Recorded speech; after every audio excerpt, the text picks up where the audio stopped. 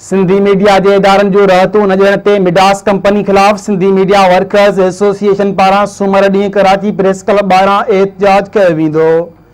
Sindhi media workers association पारां 13 जुलाई सूमर ॾींहुं Karachi press club ॿाहिरो एहतजाजी मुज़ाहिरे में मुख़्तलिफ़ चैनलनि में कम कंदड़ सहाफ़ी, रिपोर्टर्स, कैमरामैन तोड़े ॿिया वर्कर्स शिरकत कंदा। सिंधी मीडिया वर्कर्स एसोसिएशन पारां हुन खां अॻु 6 जुलाई सूमर ॾींहुं मुज़ाहिरे जो ऐलान कयो वियो हो, जेको मौसम की ख़राबी सबब मुलतवी कयो वियो हो।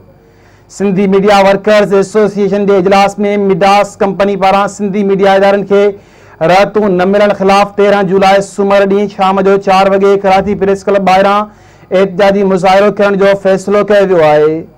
सिंधी मीडिया वर्कर्स एसोसिएशन के अॻवाननि जो चवण हो त मिडास कंपनी के सरबराह इनाम अकबर सिंधी मीडिया के इदारनि जा पैसा रोके छॾिया आहिनि, जंहिं करे इदारनि में कम कंदड़ सहाफ़िन ऐं ॿियनि वर्कर्स जो मुआशी इस्तेसाल थी रहियो आहे।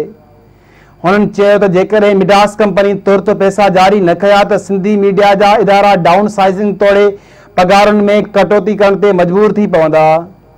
संदन चवणो हो त कोरोना जी वबा दौरान अॻु में ई सहाफ़ी तमामु घणो मुतासिर थिया आहिनि, मथां वरी मिडास कंपनी जे हठ धर्मी सबब सिंधी सहाफ़िन जो रोज़गार मुतासिर थियण जो ख़दशो आहे।